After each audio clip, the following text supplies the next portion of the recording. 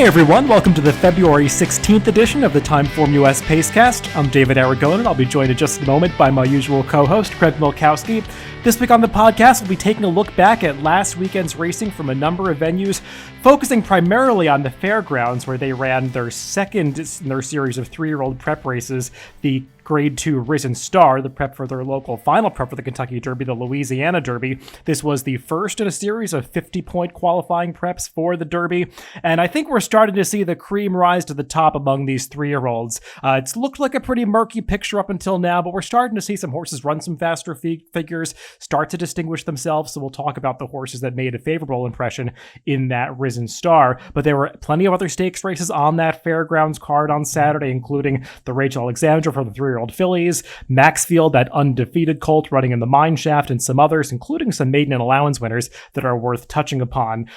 We were expected to talk about some other races that didn't happen this past weekend. There's been some winter weather all around the nation, so racing was canceled at Laurel Park and at Southwest at Oak Lawn for the Southwest Stakes. That was the other three-year-old prep that was supposed to take place this past weekend. We'll talk about that upcoming this next week. But there were still some other stakes races occurring around the country, including the Santa Monica for the for the four-year-old fillies out at Santa Anita. Bob Baffert fillies really dominated out in California this weekend.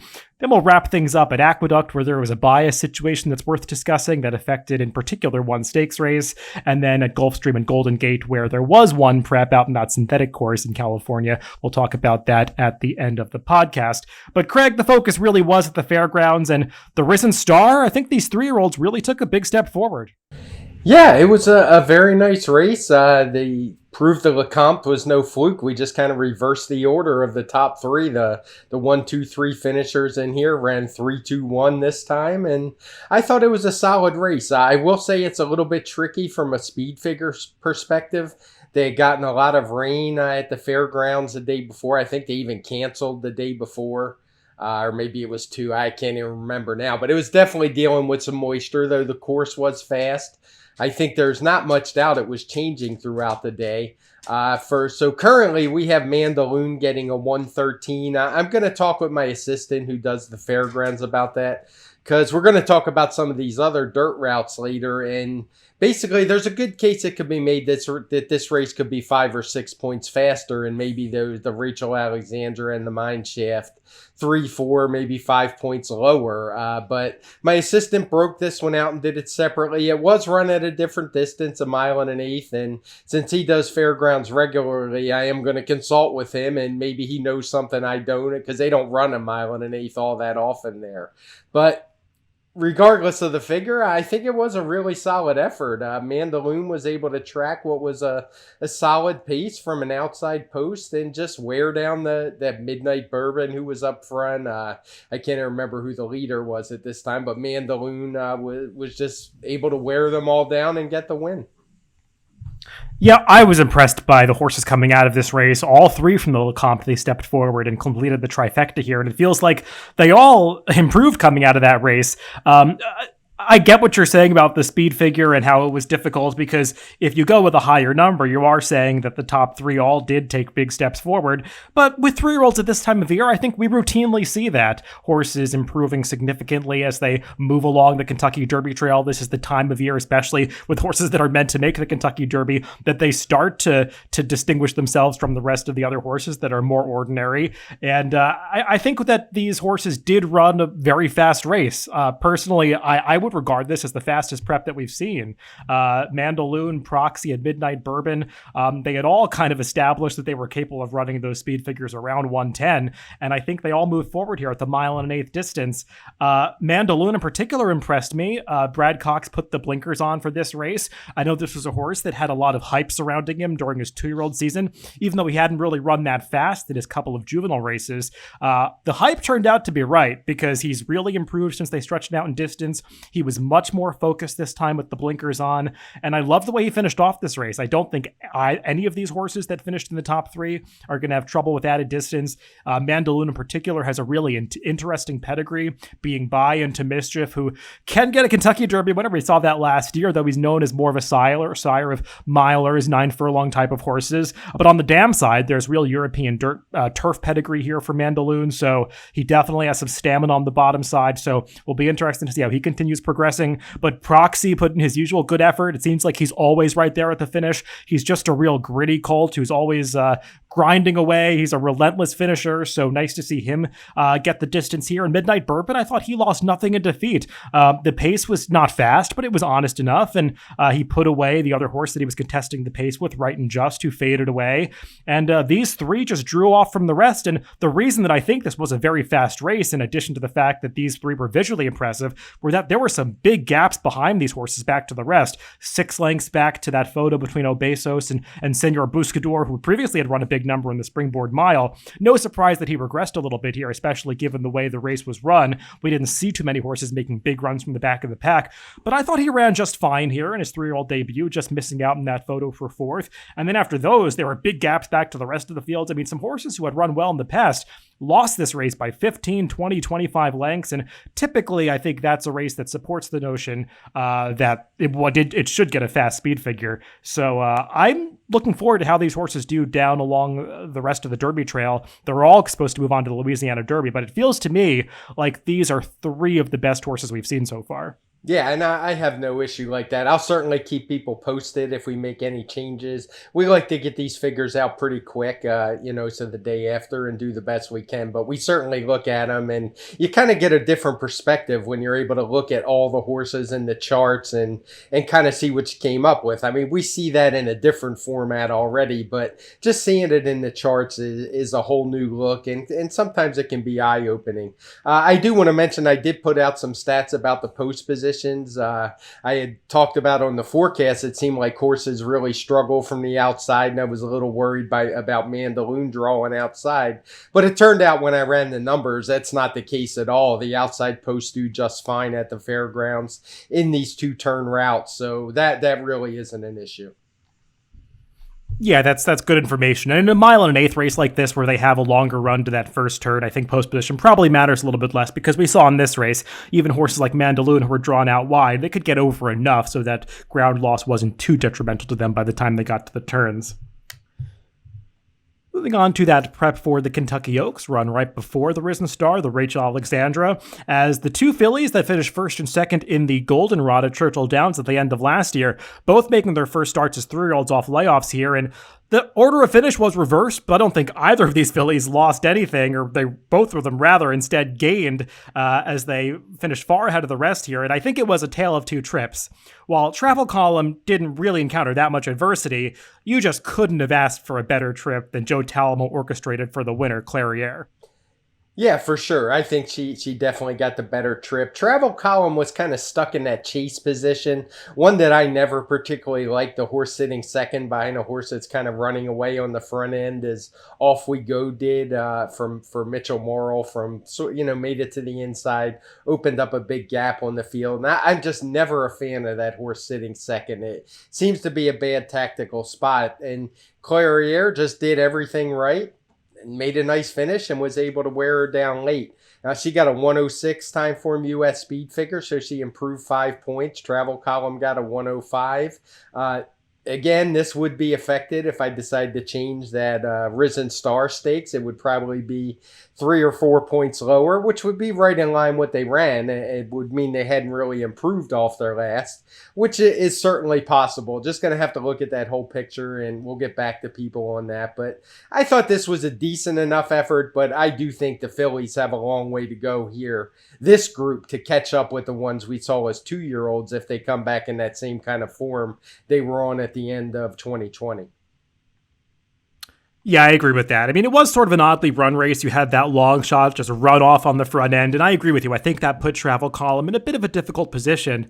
It's funny. She's a horse that at the end of last year, some people had noted that she had encountered adversity in the Goldenrod because she broke slowly, was in traffic for much of the race, had to alter course multiple times to find some running room. And she is a horse that had some gait issues last year. And the positive news in this Rachel Alexandra is that she broke sharply and seemed to get over those gait issues because she did have tactical speed at the beginning of her career, and she showed it again here, but she was in that tracking position, making the first run after that runoff leader, and that can be difficult at times because a rider has to kind of figure out when's the right time to really push the button, almost waiting for those horses to challenge him from behind, and that's what happened with Florent Giroux and Travel Column. By the time he really got into her, Clairiere was already ranging up outside of her, and she had the momentum kind of sneaking up the inside behind her, and I thought Travel Column really fought on to the wire. She battled back at the very end, kept that margin of victory down to a neck, and these two galloped out well.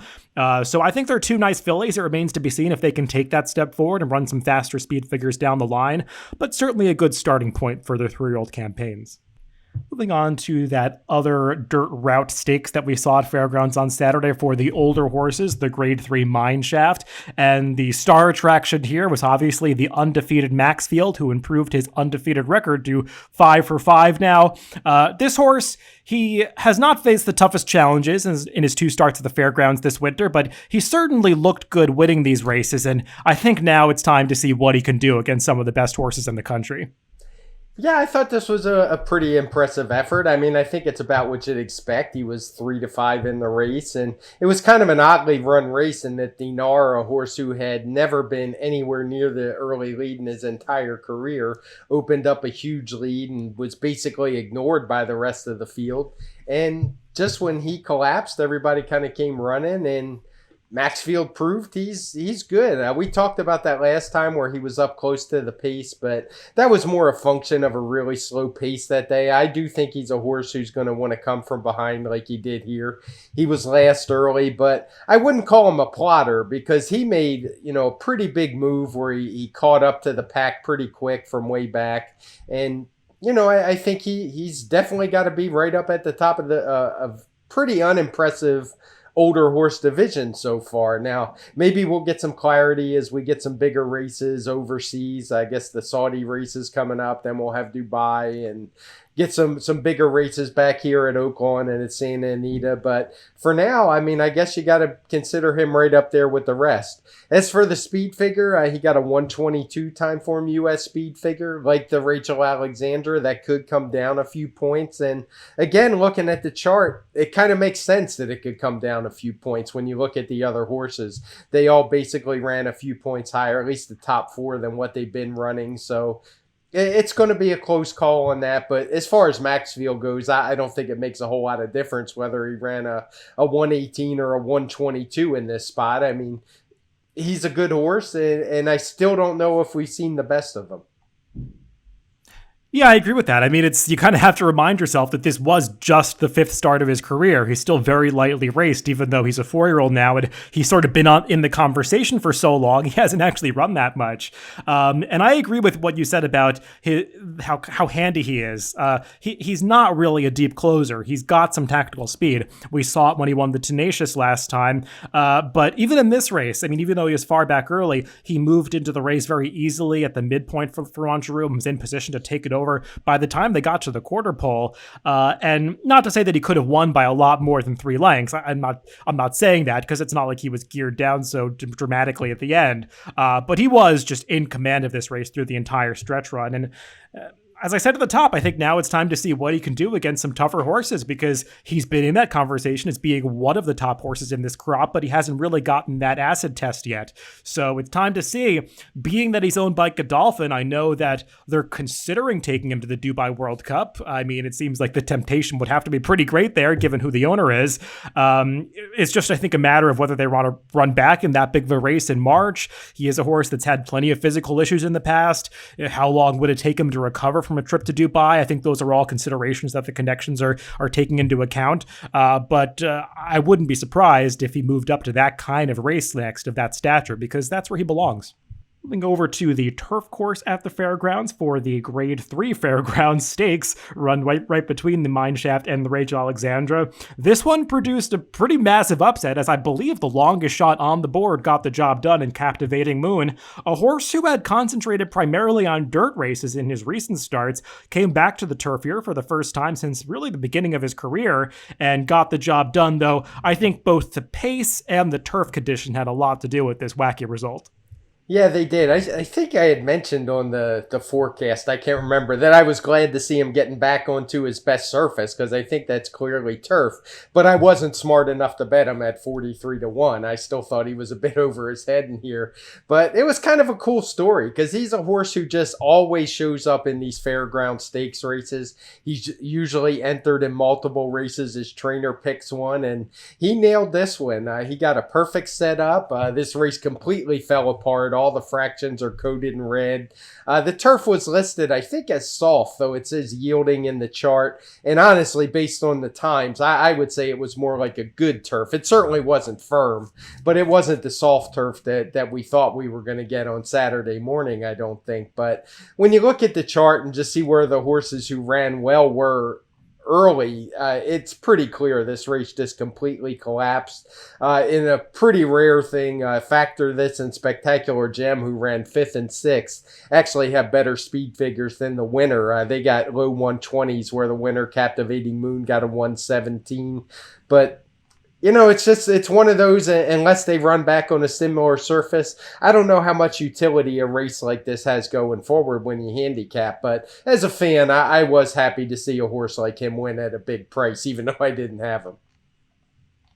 Yeah, I agree with that. Nice to see Captivating Moon get a victory like this. He's not a horse that wins that often. His connections are often very choosy about where they run him, surveying their options as they enter in multiple races, and they chose to go back to the turf here. And he got the money. I think the fact that the winning trip that he got is pretty atypical on the turf, and it just speaks to how badly this race collapsed at the end, because he really never saved any ground. He was kind of wide around the first turn. He was very wide, 3 to 4 wide, 5 and 5 wide coming off the second turn, and he still wore these horses down, and it just was the kind of race where it completely fell apart down towards the inside. That's where Factor This was running down on the rail, and he just looked like he was about to collapse for the entire stretch run, and it's a credit to him that he was able to wage on and hold on to that lead until the final eighth of a mile before succumbing. But Captivating Moon just sort of kept plugging away down the center of the track and eventually got there. Not the most visually impressive win, and like you said, I'm not sure what this race really means moving forward. I might be willing to upgrade some of those horses that were close to the pace,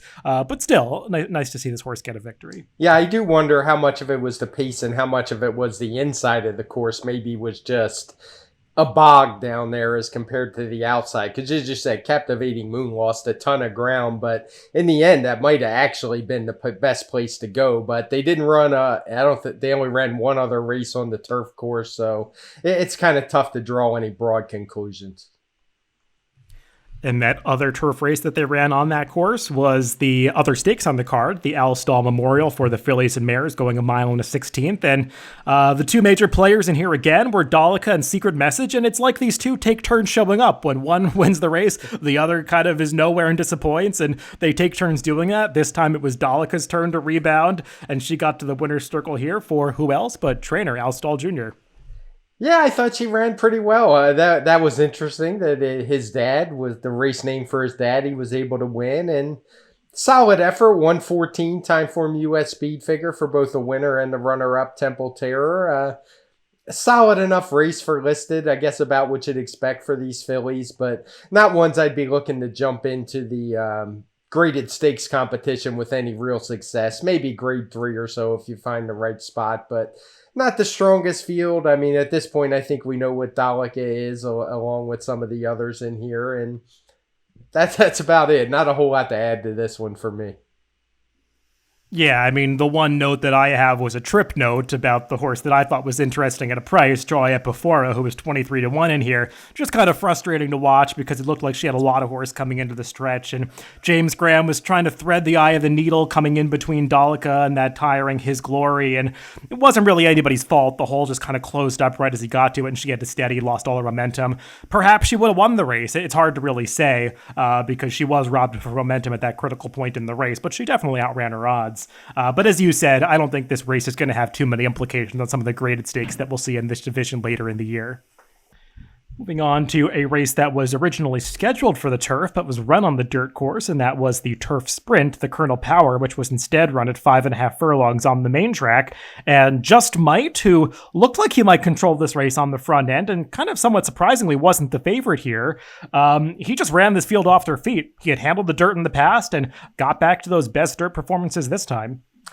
Yeah, I think we both liked him had this race been on turf, and I know you mentioned on the forecast that he had a lot of dirt form in case it came off, and boy, did he show it. He kind of blitzed the field early. Now, there wasn't a lot of speed in here, so maybe things went just right for him. He had that clear lead pretty quickly, but he was increasing it throughout, all the way up to a 5-length margin at the wire, and most impressively for me, he got a 122 TimeformUS speed figure for the effort, which is really solid and would put him in competition in some graded stakes. It was a good number. I'm curious if they're going to keep him on dirt going forward. I would certainly give him a shot. There's a lot more races to pick from on the dirt when you're talking about graded stakes, and it's not like we got a bunch of groovies or horses like that out there. So why not give him another shot on the dirt? I'm not sure how much was behind him. Extravagant kid. We've talked about him a million times. He's okay, but he's 8 years old. I think he's definitely lost a few steps, but I'd give Just Might some more chances on the dirt because it just looked like he loved it out there. Yeah, I mean, you never know the situation with these horses. Maybe they have physical or foot issues that makes it a little bit easier on them to run on the turf. Sometimes that's the reason why horses that show equal talent on both surfaces will end up favoring one over the other. At least the connections will point them in that direction. So I don't really know what the issue is or what the deal is with Just Might. But I mean, even going back to the beginning of his career, it seemed like he was equally talented on both dirt and turf. And he just improved generally as they focused more on turf racing later. But I mean, his last couple dirt efforts, even before this, were not so bad. I mean, his one dirt effort prior to this, before that string of turf races, was a blowout victory going the same distance at the Fairgrounds off the turf. So I'd be interested to see what he can do on dirt as well, because like we've been saying in this division, there aren't that many horses that are running 120 plus speed figures, and he just did. So he arguably deserves a shot in some tougher graded stakes races on the dirt.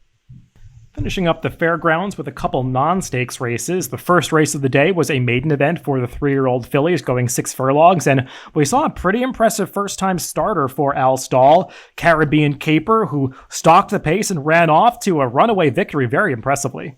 Yeah, this was one to open the card at the Fairgrounds on Saturday, and it was impressive. She got a 109 TimeformUS speed figure, drawing off by 8 lengths at the end. She pressed another horse who on the lead, so it's not like she was out there all by herself. And I also like that the pace kind of slowed down a little, and as she drew away, the figure was getting better. So this one obviously has plenty of talent. Al Stall is a guy who does pretty well with first-time starters, but I wouldn't see any reason for this horse not to improve as she runs. I'll leave the breeding part to you as to where she might go and what she might be best at, but a 109 for a February 3-year-old filly is certainly something to make you stand up and take notice. Yeah, that's for sure. This was very impressive. The speed figure suggests that she might have stake quality in the future. She's a daughter of Speightstown, so, I mean, there's really versatile pedigree there. He can obviously get sprinters and routers. The dam checkup from Zineka, that very interestingly named mare. She was a dirt horse who could go around distances of around a mile, so that suggests that this filly might be able to stretch out a little bit. She does just appear to me physically to be very much in the mold of her sire, Speightstown. She's got that same kind of stride on her. She looks very compact, but she certainly has plenty of talent in those legs, so it'll be interesting to see where she goes from here. The other non-stakes race that I wanted to touch upon from Saturday was a non-winners of one allowance race for the 3-year-olds going 1 mile and a 16th.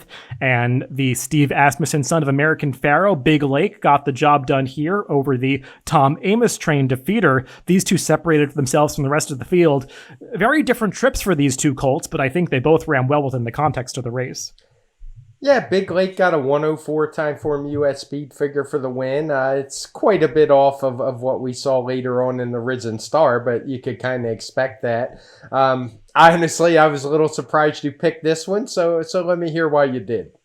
No, I just thought it was a good effort by Big Lake, who was up close to a pace that was falling apart a little bit behind him. He opened up a big lead in the stretch, but perhaps the horse that I think caught the eye the most in here is Defeater, who was second. He was entered in the Risen Star. Tom Amos scratched him to try this easier spot instead, and he didn't have the easiest trip. He was off slowly, way at the back of the pack early, the back of an 11-horse field, steadily made progress on the far turn, came wide into the stretch, and he just was relentlessly making up ground and almost got there at the end. Just a son of a Union Rags, who I think has shown ability in his first couple starts. It's not easy to make that transition from 6 furlongs all the way out to a mile and a 16th in his second start. So I think he's the one that you probably want to follow out of this race, but obviously these horses are going to have to get faster in the future. Yeah, I had a feeling that's where you were going to go. I was more impressed with Defeater than the winner as far as future prospects go. I mean, he opened up that big lead, but Defeater was really cutting into it late.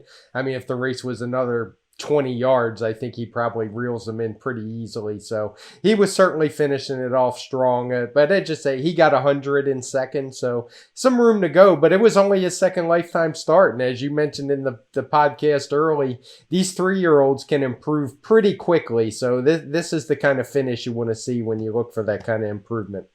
Moving on to other venues, out to California at Santa Anita, where they ran the Grade 2 Santa Monica on Saturday for the 4-and-up fillies and mares, going 7 furlongs on the main track. And it was the Bob Baffert show.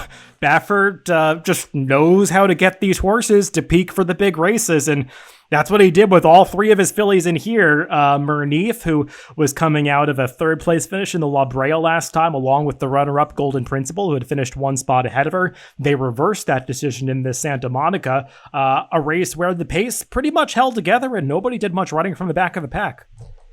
Yeah, I thought it was a good effort from Murneef. She got a 117 Timeform US speed figure for the win, a career best for her. She was coming out of that La Brea, as you say, where even though the pace figures were just solid, we didn't have any of them coated in red. The race kind of totally fell apart except for Murneef. She actually finished 3rd. It was the only horse who was up close to do much running that day. So maybe that kind of tipped her hand a little bit in here.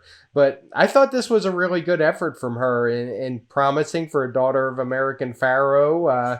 She finally showed that potential. I mean, we've talked about her several times. She's run in some stakes before, and she's won a couple, but I think this was kind of a breakout performance from her. I don't think it was a fluke, and I think we're going to see more. I think the disappointment in this race had to be Hard Not to Love. I think she went off favored in this spot. She was finally cutting back to the 1-turn distance that I know both of us have thought for a long time was probably her best, but I think maybe at this point they just went to the well once too often in those route races. I haven't heard if anything actually went wrong with her, but she just didn't run a step at all.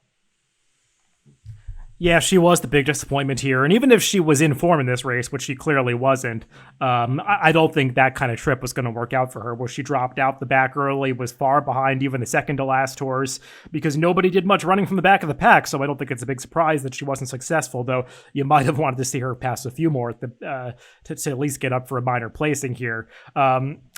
Murneef has shown some talent in the past, and now she's a 4-year-old, having competed last year as a 3-year-old. The same goes for Golden Principle. So perhaps they're just hitting their best stride now. But I thought both of these horses just benefited from their forwardly placed trips in this race, and I'm not ready to declare them as some of the top players in this division, even though this race came back reasonably fast. I mean, Bob Baffert certainly has Gamine back in the stable, and these horses quite obviously aren't in that league yet. So we'll see how tough these races come up in the future, but I'd like to see them do it again. Bob Baffert continued his success with the fillies and mares on Sunday at Santa Anita, as while we're not going to talk about the stakes race they ran that day, they did run a high-level allowance race early in the day, won by second-time starter Happier, who's now 2 for 2 in her career, beating another impressive maiden winner, Pharaoh's Heart. Both of these horses coming up debut victories. Happier just got the jump on Pharaoh's Heart this time and was able to hold her at bay through the stretch, but I think both of these horses are pretty talented. They did. Kind of odd to see 4-year-olds like this who had both won their debuts pretty easily. Happier had been on the sidelines for a while, but they both ran fast Timeform US speed figures in their debut, and they did so again here. I don't have the exact number because it was, excuse me, because it was I'll take over for a sec while you clear your throat. Please do. Yeah. I mean, we'll get to the speed figure in a little bit. I'm assuming it's a pretty fast race. It looked so in comparison with some of the other races of the day. But Happier is interesting to me because while she's shown plenty of sprint speed in these first couple of starts, Bob Baffert did choose to start her first time out in a 7-furlong maiden race, indicating that maybe she'd want to go farther in the future. And her pedigree certainly indicates that she might have the potential to handle longer distances. She's by Street Sense, and she's actually a half-sister to King Zachary, that very good dirt router that used to be in Graham Motion's bar. I think he won the Matt Win as a 3-year-old, but most notably, he won the 14-furlong Birdstone, breaking, I should say, a very old track record at Saratoga a couple years ago. So there is real stamina pedigree on the bottom side for Happier. So I'll be interested to see where she goes from here. And Pharaoh's Heart, they chose this easier spot for her. She'd actually been entered in the Santa Monica. They scratched from that graded stakes to run in this non-winners of one allowance race instead. But I think that just speaks to the fact that there are high hopes for both of these horses, Ed, and they did nothing wrong on their second career starts.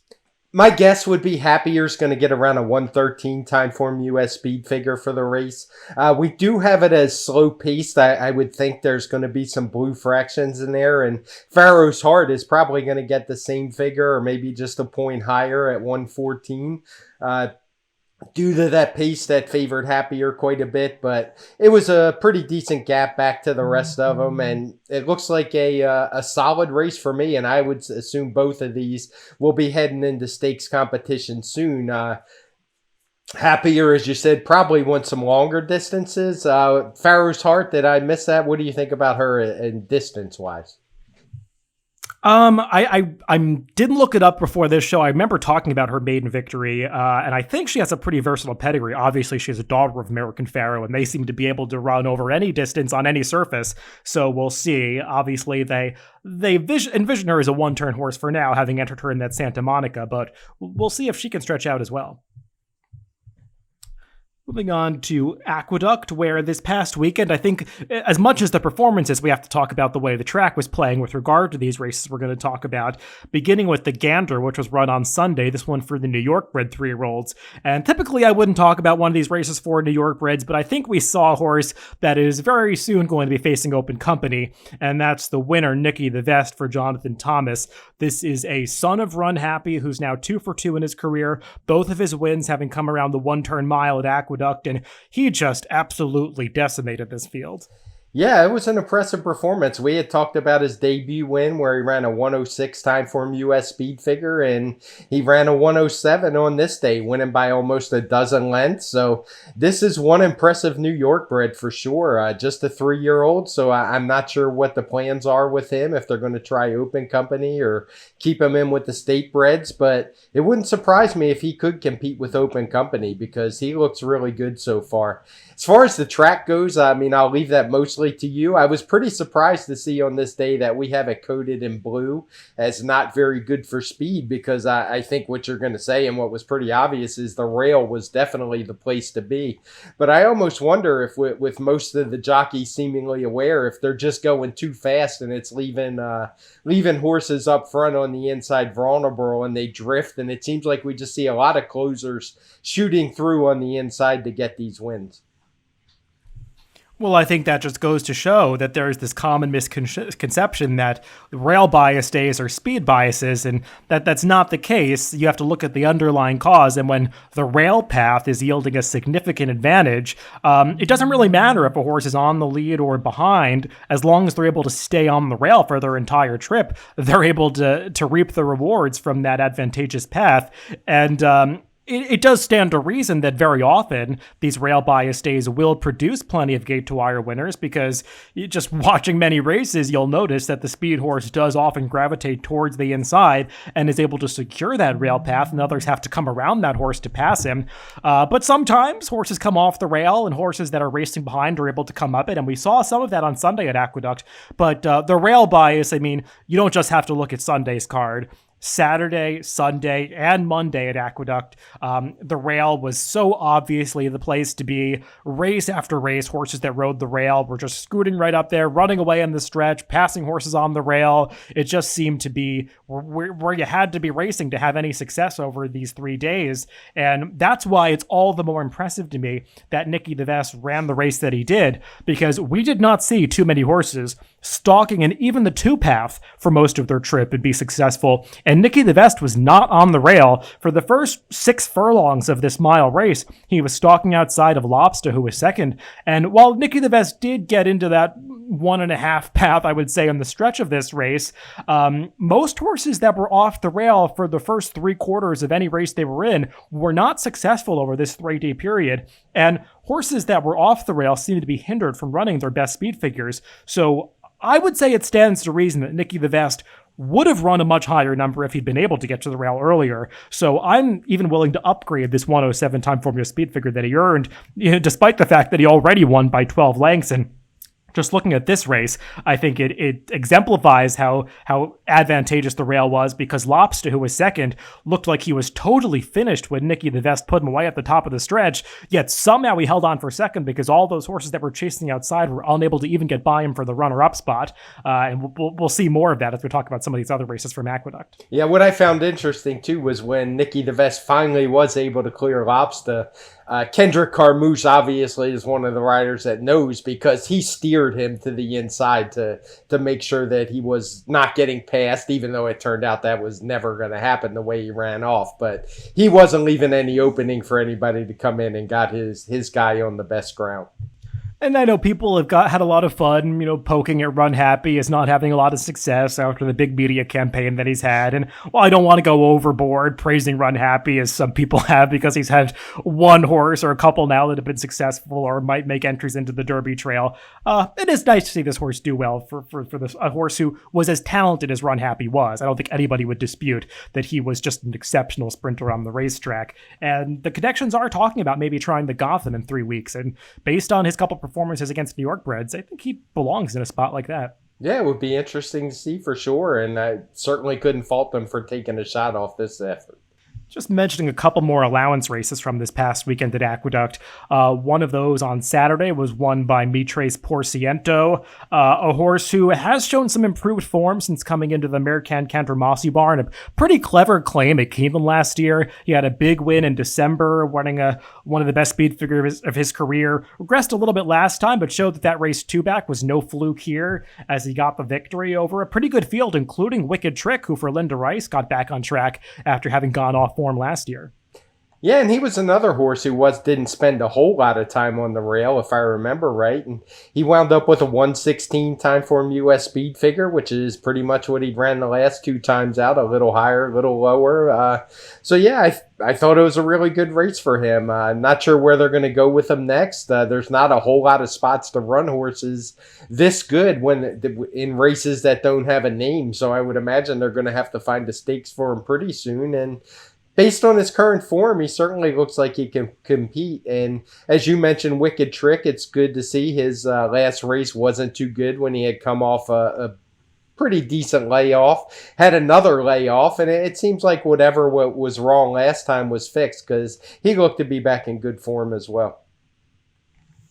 Yeah, and the reason that I really want to take note of this race is because it was one of those situations, and I would recommend anybody who's making determinations about rail biases, in addition to watching the pan shot, also watch the head-on of these races, because it really gives you a better sense of who's on the rail and who isn't. And this is one of those races where really nobody was on the rail. Nobody was taking advantage of that inside path, except for the number 4 Ragtime Blues, who was setting the pace. And everybody kind of had to stay a little bit off the rail to go around that horse, who ended up just not running his race and collapsing at the end. And that created a situation where I think horses that otherwise would have run a lot faster on the rail, kind of like Nicky DeVest, were perhaps prevented from doing so. So even a horse like Mitres Porciento, who was in the 2-path for almost his entire race, I think you might want to upgrade that performance a little bit. Wicked Trick, who Craig mentioned, he was in the 2-path early, had to swing out into 3 or 4-path to make that closing run in the stretch. I think he's another horse that you can upgrade out of this race. Secret Rules was stalking a little bit off the rail as well, got down to it in the stretch, but he was off it early, kind of like Nicky DeVest. So this is one of those races races that didn't come up exceptionally fast, but these are all horses who've run very big speed figures in the past. And I think they ran very well in here, maybe just were prevented from running a little bit faster compared to other horses on this card who rode the rail to victory. Yeah, that's a good point. Unless I were to go and break out the race because the horses at Ramwell spent no time on the rail, it would depress the speed figure. And obviously I didn't do that. So definitely a race that you can probably upgrade.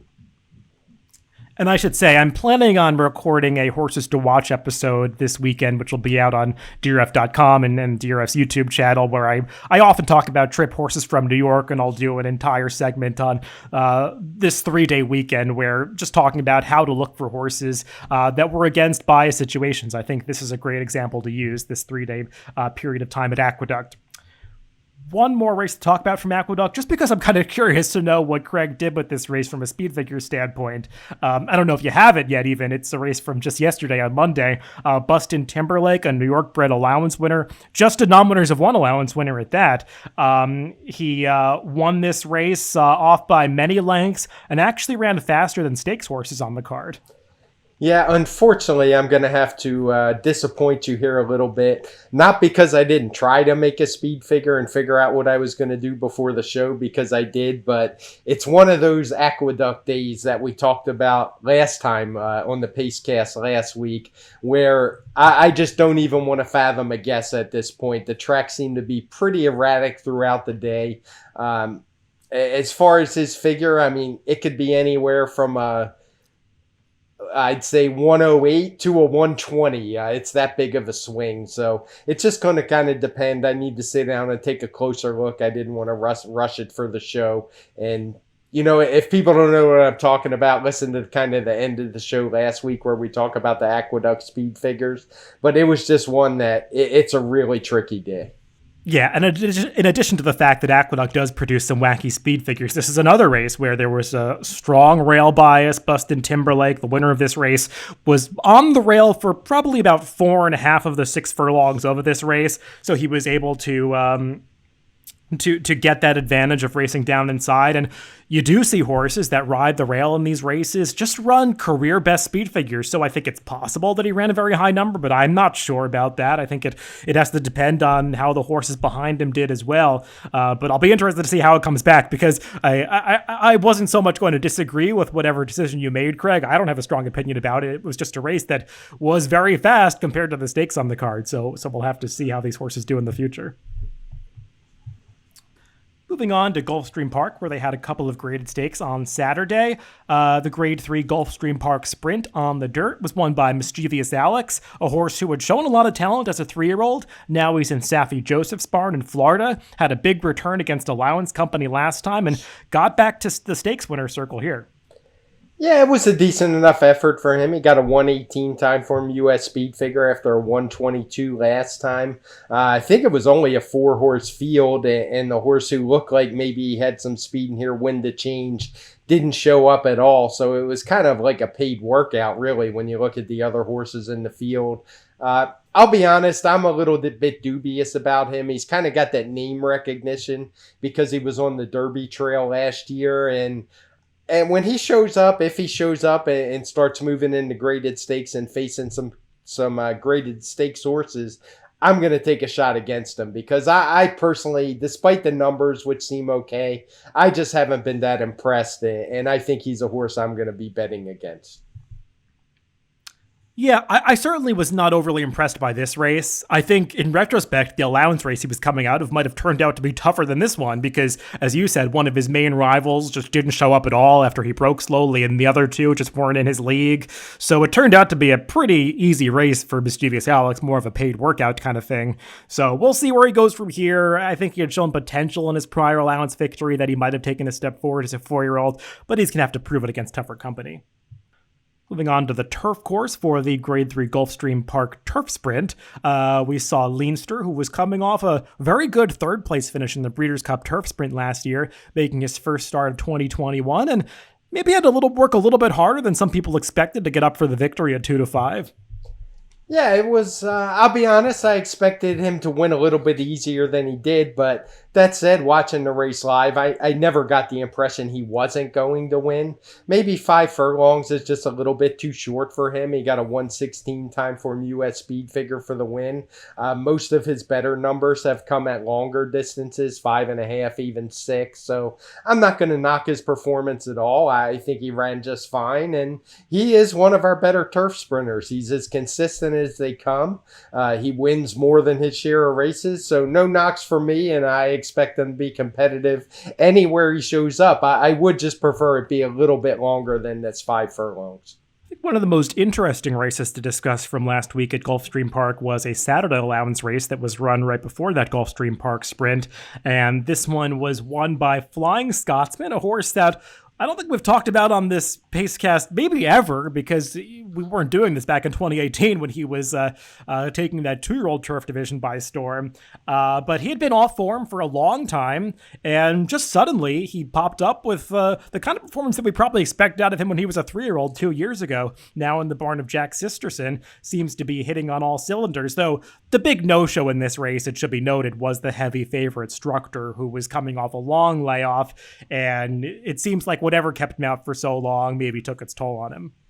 Yeah, I had totally forgotten about Structor. When people were talking about the Breeders' Cup Juvenile Turf winner returning, I was like, I don't remember Structor. I mean, I remembered Structor, but it just seemed like so long ago, and it turned out it was. I remember they were even talking about running him on dirt to see if he could be a possible Derby horse, but obviously something went wrong. He didn't run very well, and we'll just have to wait and see if Chad Brown can figure out what's going on with him.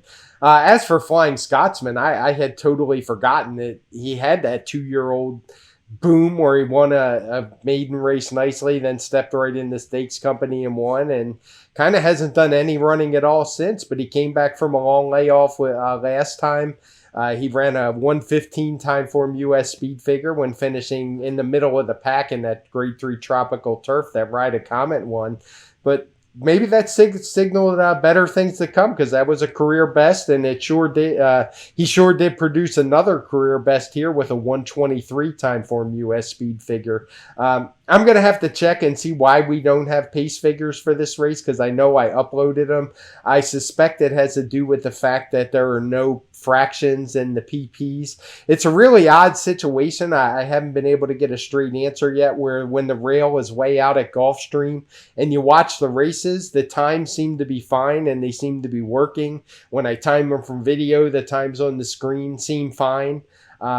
But for whatever reason, they're being removed and hand times are put in the chart. So personally, I'm putting the video times back in because I don't think there's anything wrong with it and making figures from those. And it's been fine. But in the chart, for some reason, they didn't show up. So that's a technical issue I'm going to have to check out. But that said, this wasn't any crazy pace. It was just kind of an average pace. And it wasn't anything too slow. I thought Flying Scotsman ran really well, and whatever Jack Sisterson has figured out is working, because he looks like a horse who could easily jump in the stakes competition. Yeah, I was going to check in with you to see what was going on with the times, because I watched this race on video, and the times that popped up on screen made it seem like this was a pace that was at least honest enough. It wasn't like Flying Scotsman was walking along on the front end.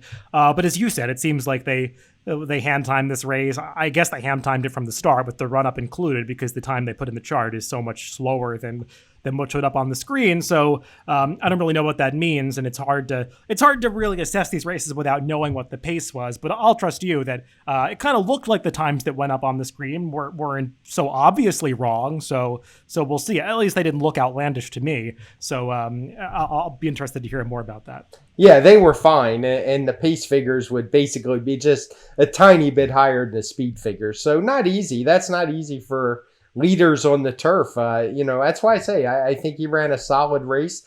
Not often you talk about a 15-1 shot that wins easy and runs a giant figure, but like I said, he is a horse. I think it was a totally legit performance.